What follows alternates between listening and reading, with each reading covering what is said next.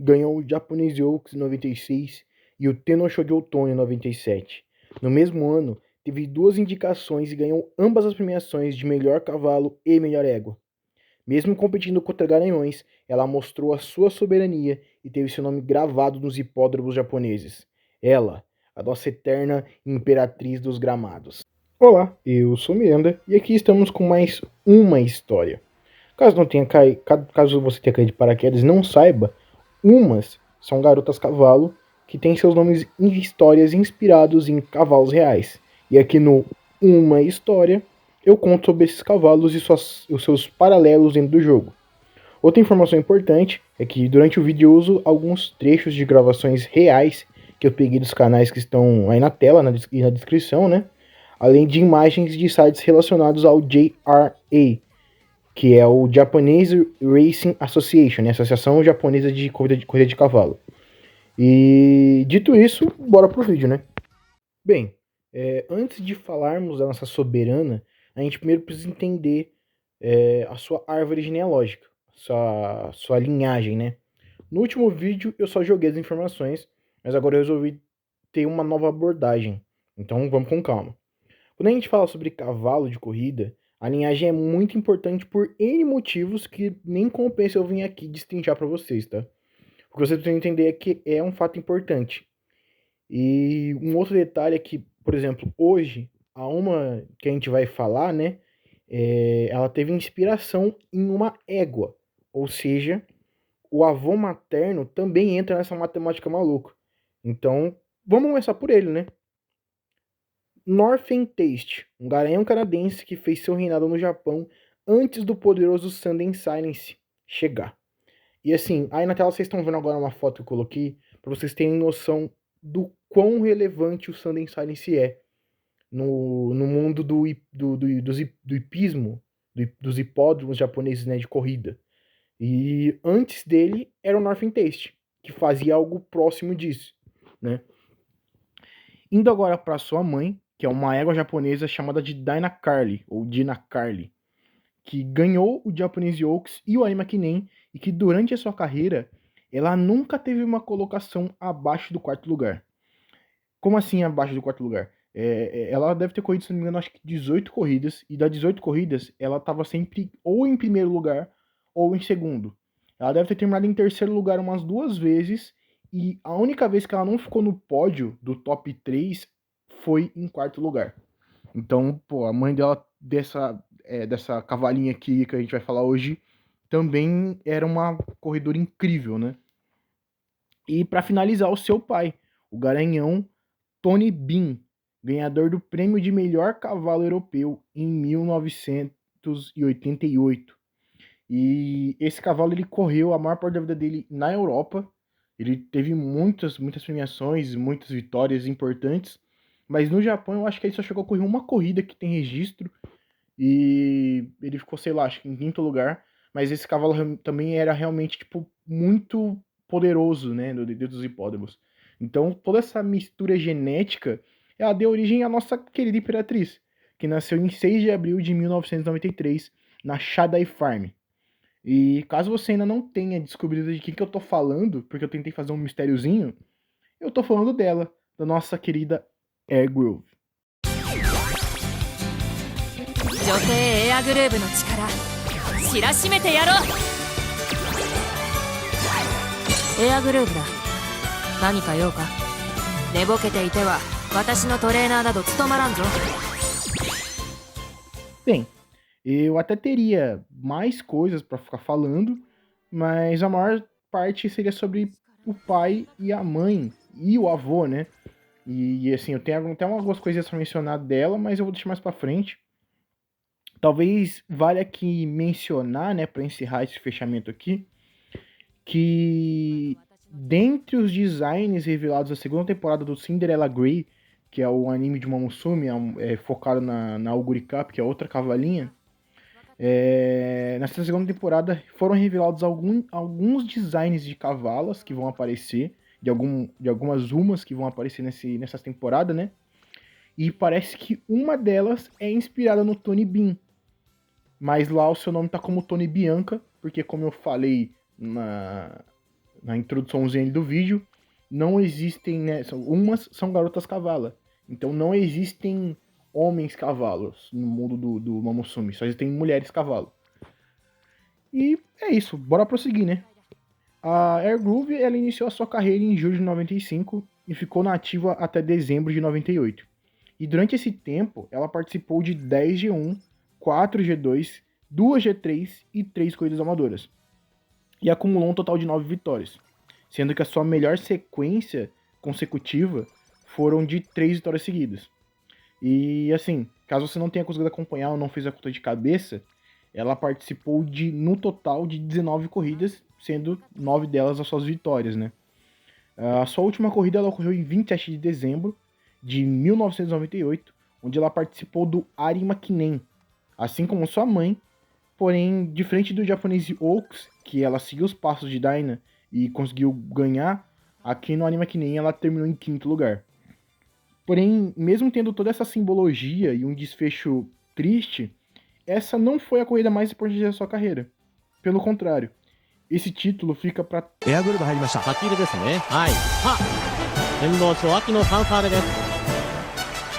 Tenosho de outono, que ocorreu em 26 de outubro de 1997. E ficou uma curiosidade que 26 de outubro é o dia do meu aniversário. Nesse dia, Air Groove se tornou a primeira égua a ganhar o Tenosho em 17 anos. 17 anos, meu filho. É tempo pra caramba. É uma vida, tá ligado? É uma maioridade, praticamente. Assim, para aqueles que não sabem, garanhões e éguas, por questões de genética e alguns outros fatores que até vocês vão entender mais pra frente, eles competem em corridas separadas. Porém, uma égua pode sim participar das corridas destinadas aos garanhões. E foi o que ocorreu. Naquele dia, uma égua colocou todos os favoritos no bolso e ganhou a disputa pelo primeiro lugar, onde teve seu título de Imperatriz cravado na história. A partir desse momento ela começou a ser chamada de Imperatriz, né? Antes era mais uma coisa de fã, e aí depois os jornais e toda a imprensa batizou oficialmente ela de Imperatriz. Caramba, eu precisei dar um corte aqui rapidão, porque eu achei que meu áudio não tava captando, mas tá. Enfim, como eu ia dizendo, assim como todo esporte, as corridas de cavalo ela tem suas situações inusitadas. Alguns casos engraçados e outros, infelizmente, trágicos, né? Mas esse caso em questão que eu vou falar para vocês é no mínimo curioso. Ele aconteceu na Japan Cup de 1997. Essa corrida ela ocorreu praticamente um mês depois da Tenosho de outono e era a primeira corrida da Air Groove após receber o seu título de Imperatriz. Ou seja, além do fato de ser uma das favoritas naquela competição, ela tinha o seu título para defender. E novamente, competindo contra os Garanhões, ela tinha um objetivo claro em mente: ganhar em primeiro lugar. Porém, momentos antes da corrida iniciar, uma situação inesperada aconteceu. Um dos Garanhões, eu tenho um ano nem pra falar aqui. Um dos Garanhões competidores, o Pilsudski, que é um cavalo inlandês com o nome polonês, quando ele viu a Air Groove no paddock, ele ficou agitado e teve uma ereção. E isso, por sua vez, assustou a Air Groove. Esse momento ele seria tratado posteriormente como uma afronta à honra da Imperatriz, que por sua vez entrou no campo com potência máxima. Eu digo isso porque, depois da corrida, né, o seu jockey sendo entrevistado, ele disse que naquele dia, durante a corrida, ela seguiu todas as instruções perfeitamente e tomou as melhores rotas para fazer a ultrapassagem durante a corrida. Em paralelo a isso, a gente tem o Pilsudski, que depois do papelão que ele fez no paddock, as apostas que estavam sendo feitas nele despencaram horrores. Porque, segundo os telespectadores, um cavalo ereto, ele não ia ter condição de correr, porque ele não ia estar focado, e que por conta do sangue estar sendo bombeado para outro lugar, ia faltar sangue no resto do corpo. Ah, mano, não tem nem como... não tem nem como ficar sério com esse bagulho, que é muito, muito ridículo. Eu não sei se eu coloquei o vídeo na íntegra, mas você consegue achar essa corrida. E você dá pra ver claramente ele ficando ereto quando ele vê ela e tipo, ficando agitado, tá ligado? E esse é um dos motivos, imagino eu, dos cavalos também, das éguas e os garanhões competirem em corridas separadas, para evitar esse tipo de situação. Porque é uma coisa que já acontece, tipo, às vezes por engano, em situações de evento promocional, imagina numa corrida, tá ligado? Que o cavalo já tá ansioso. E, enfim, mas indo contra tudo e todos, o Psyllium Sky, próximo à reta final, enquanto ele estava parecendo perseguir a Imperatriz, ele fez uma ultrapassagem no último instante. E, ironicamente, ele ganhou a corrida pela diferença de uma cabeça. Ele ganhou a corrida com uma cabeça de distância. E esse caso ele ficou tão conhecido que inicialmente a ideia seria que a Airgrove no jogo fosse abertamente androfóbica. Que androfobia é o... Posso estar enganado, eu vou colocar aí na tela se eu estiver falando bobeira.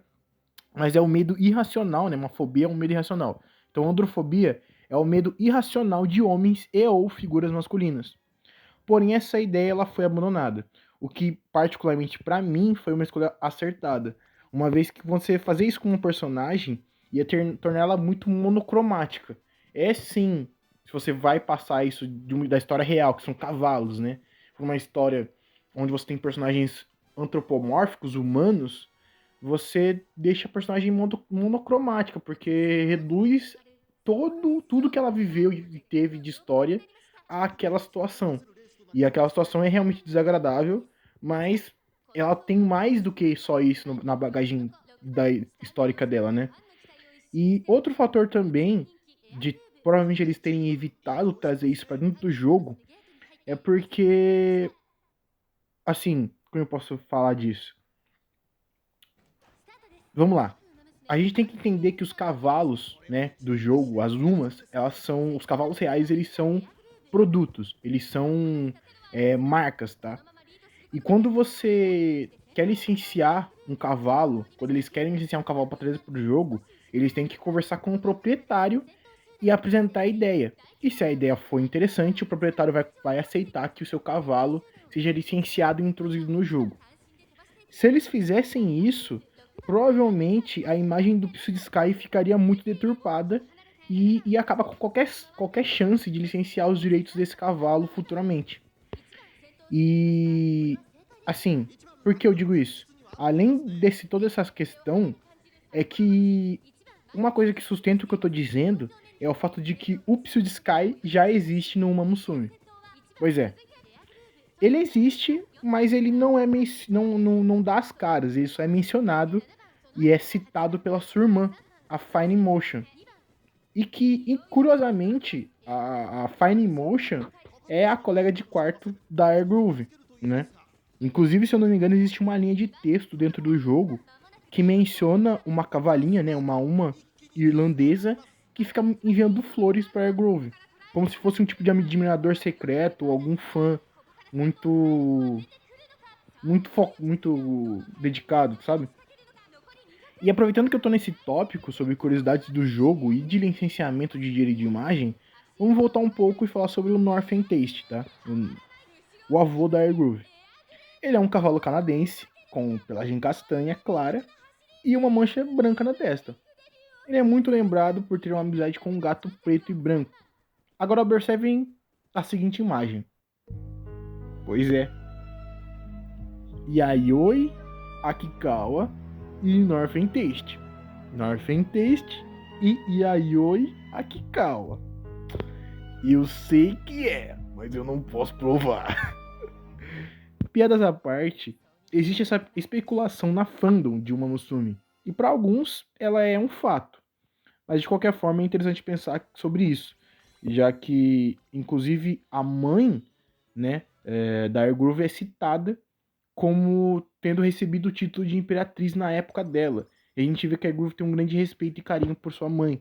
Mas aí fica a dúvida, porque como o Tony Bean parece estar sendo adaptado pro anime, e a Dinah Carter até o momento não deu as caras, fica a dúvida de qual das mães seria. E, para fechar o tópico de família, fica aqui uma menção sobre o hábito que a pequena Airgroove tinha quando era uma jovem potranca, né? Assim como seu pai, Tony Bean, ela ficava lambendo os cuidadores. E isso era tão frequente que ela ganhou o apelido de Perochan, que é uma onomatopeia pro ato de lamber algo, né? E por falar em nomes, a origem do seu é confusa e eu não consegui achar uma resposta certeira, tá? Mas eu vou compartilhar com vocês o que eu consegui encontrar. Na verdade, o seu nome completo seria Erdenk Grove, uma vez que Denk Grove era o nome de outro cavalo que também foi batizado de Imperatriz pelos seus fãs. E eu até poderia acreditar e concordar com essa versão da história, se eu tivesse pelo menos encontrado um registro desse cavalo, coisa que eu não consegui achar. Outra versão, para mim é a mais aceitável, é que seria uma homenagem à famosa dupla de música techno, fundada em 1989, que tem o mesmo nome, né? Que é Denk Grove, e aí eles só tiraram o Denk, colocaram Air e mantiveram o Grove, tá ligado? Mas aí fica no ar, fica a dúvida de qual seria a verdade, né? Bem, indo agora pro último tópico do vídeo, vamos falar sobre o design da personagem e as suas similaridades com o cavalo real. Começando pelo seu perfil. Quando você atinge nível 2 de afinidade, a gente descobre que ela não gosta, né, dentro do jogo o bonequinho da Airgroove não gosta de coisas que brilham ou se movem de repente. Isso é relacionado a um caso real que aconteceu com a égua Airgroove em outubro de 1996.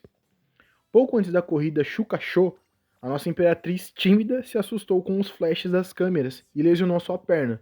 Por consequência, ela terminou a corrida em 10º lugar. E após essa situação,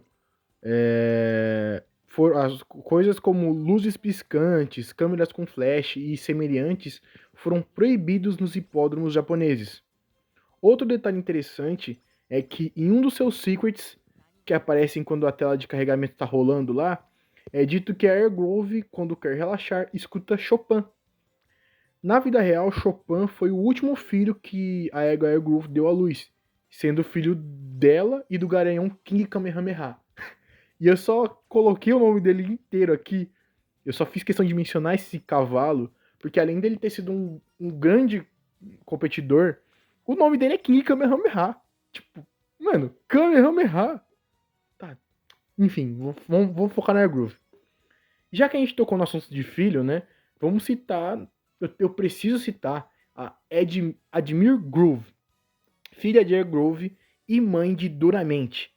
Todos esses dois, né, esses três últimos que eu mencionei, Admir Grove, Airgrove e Duramente, são cavalinhas presentes no jogo.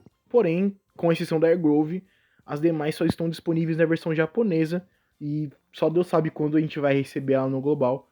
Porque, pra quem não sabe, a versão japonesa foi lançada em 2020 e a versão global foi lançada esse ano, se eu não me engano. Então a gente tá tipo 4 anos e meio atrasado, tá ligado? É embaçado. Enfim, o que mais eu tenho aqui no meu roteiro pra falar pra vocês?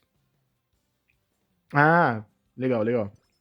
No jogo, como todos os parentescos, eles são retratados de uma forma indireta, tá? Então, tipo, lá dentro do jogo, você nunca vai ver, mesmo que eles na vida real sejam mãe e filha, pai e filha, ou, né, você nunca vai ver isso retratado de forma direta. Eles fazem de um jeito mais sutil. Então, no caso, dentro do jogo Uma Musume e do universo, a Admir Groove, ela adora a Air Groove como uma irmã mais velha. E a Air Groove, por sua vez, cuida da Admir Groove como se fosse uma irmãzinha. Elas têm uma relação muito, muito carinhosa, mas, né, são amigas, não são família. Não tem um parentesco, claro. Já a Duramente, que é a neta da Air Groove, é tratada como uma amiga de infância. O que eu achei talvez uma escolha diferente. Faria mais sentido talvez colocar a Admir Groove como amiga de infância e a Duramente como amiga, mas enfim, né? Japoneses. Indo agora para os trajes de corrida, que vocês estão vendo aí na tela, né? As cores, como de costume, elas são inspiradas nos trajes dos jockeys, nos arreios e nas rédeas dos próprios cavalos e em outros detalhes que o cavalo pode ter, que é adaptado para dentro do bonequinho quando eles fazem lá o desenho, né? O mais interessante a se comentar, pelo menos para mim, são os 2 cinturões que ela usa, onde cada um possui uma coroa que faz referência às suas 2 vitórias no G1. Eu não encontrei um significado objetivo sobre a pena no seu ombro, mas eu acho que é válido mencionar que esse adereço é referenciado no design da sua neta Duramente. E também a gente tem penas no traje da sua filha Admir Grove. Porém, lá os trajes têm uma disposição diferente, né? Segue outro padrão. Mas é legal ver que tantas as 3, né? A avó, a filha e a neta possuem aí essas penas adornando seus trajes de corrida. Como eu mencionei, os trajes de corridas vão falar sobre a carreira dela dentro do jogo, né? Dentro do jogo, o objetivo final da Air Grove é competir no Tenno Show de outono. E durante seu treinamento, ela participa de 9 corridas, sendo 7 delas são G1, algo que remete à sua carreira real, onde ela participou de várias G1s. Ela tem 19 corridas e, como eu falei para vocês mais cedo, das 19, 10 são G1. Ela correu muito mais corridas importantes em vida do que corridas de pequeno e médio porte. Infelizmente, corridas relevantes foram retiradas da sua carreira, tá? Por exemplo, o Arima Kinen, que a sua mãe correu e ela também, mas ela perdeu, não está incluso. A Japan Cup, onde rolou a questão lá com o Pulse Sky, também foram retiradas. E mesmo sendo corridas que ela participou e não ganhou, foram corridas que tiveram sim importância na sua vida profissional enquanto ela estava nativa. Outra corrida que não foi incluída foi a Copa Comemorativa da Rainha Elizabeth II, que ela participou e terminou em terceiro lugar. Porém, anos depois, a sua filha Admir Grove foi lá, performou a corrida e ganhou e trouxe a vitória para a família. Não só uma, como 2 vezes. Ela foi uma das poucas éguas que ganhou a corrida comemorativa da Rainha Elizabeth II 2 vezes, tá? A Admir Grove também é uma cavalinha aí de peso. E, assim, a partir daqui, eu não tenho mais roteiro. Apesar de eu ter parafraseado, ter me perdido bastante, que é o que eu gosto de fazer no roteiro, ter liberdade, a partir daqui não tenho mais o que falar. Então, só dá pra dizer o que eu acho da cavalinha no jogo, né? A Air Groove, eu ia falar de Admir Groove. A Air Groove é uma cavalinha que eu gosto particularmente bastante. Quando eu comecei a jogar o jogo, na semana que eu comecei a jogar, tava tendo um evento comemorativo com temática de casamento, que eu consegui pegar a Air Groove, né? Vai estar aí na tela para vocês, a Air Groove especial daquele evento. Foi a segunda cavaleira que eu consegui terminar o modo carreira. E, assim, eu sinto que ela é muito versátil. Ela funciona muito como uma carta da manga, tipo a Nice Nature. Mas ela ainda, pra mim, ela consegue ser mais consistente do que a Nice Nature em alguns aspectos. Por quê? Dentro do jogo ela corre tanto como Pace Chaser, tanto como Late Sugar. E o melhor para ela é fazer a Pace Chaser, tá? Já vou deixar claro que eu prefiro jogar ela como Pace Chaser. Mas é interessante que ela tem bastante habilidades no kit dela que são de debuff. Pois é, eu acho que eu não mencionei isso em nenhuma vez, mas como esse é um jogo focado no competitivo, é natural que existam cavalinhos que você pode buildar para serem cavalos focados em debuff, em dificultar o seu adversário a ganhar o jogo. E a Air Groove ela funciona muito bem como uma cavalinha debuffer, sendo que como ela corre ainda no Pace Chaser, que é próximo do primeiro lugar, né? É próximo dos frontrunners. Para ela estacar um debuff cavalar, cabuloso, na boca dos caras que tá na frente dela e ultrapassar é em instantes, tá ligado? Então é um cavalinho que eu gosto demais, eu gosto do design, eu gosto da temática, eu gosto da personalidade dela. Nessa minha outra conta, porque eu dei reroll, eu resetei minha conta e roletei de novo até eu pegar a Rich Amazon 5 estrelas. Eu não consegui pegar a Air Groove do evento de casadas ainda, mas eu quero pegar ela porque é um boneco que eu gosto de jogar. Joguei muito, muito, muito com ela. E ainda jogo. E é isso. Eu espero que vocês tenham gostado do vídeo. Eu tentei trazer uma dinâmica, uma estrutura diferente no roteiro. O áudio, infelizmente, eu tive que gravar alguns trechos separados, então talvez a qualidade, que já não é boa, ficou pior ainda. Tentei manter o celular numa distância legal da minha cara, pra não ficar tão estourado o áudio e nem ficar tão baixo. Eu acho que eu consegui manter legal a altura aqui da minha voz. E até uma próxima. Não sei de qual cavalinho eu vou falar. Na verdade, eu até tinha uma ideia pro próximo vídeo sobre o Musume, que é para falar sobre o cavalo Eclipse. Porém, é um cavalo que não tá incluso no jogo. Mas eu queria falar sobre ele porque recentemente eu desbloqueei uma conquista dele, né, dentro do jogo. E o nome da conquista é Eclipse, né, o mesmo nome do cavalo. E é uma coisa que eu achei muito legal quando eu comecei a pesquisar. E eu não quero falar muito para não dar spoiler, porque eu quero fazer esse vídeo. E eu acho que é isso, não vou parar de enrolar. Muito obrigado por quem assistiu até aqui. Se você gostou, quer alguma cavalinha específica, deixa aí no comentário. Se tiver alguma recomendação ou alguma crítica construtiva ou destrutiva, também pode deixar. E é isso, um big beijo. Até uma próxima.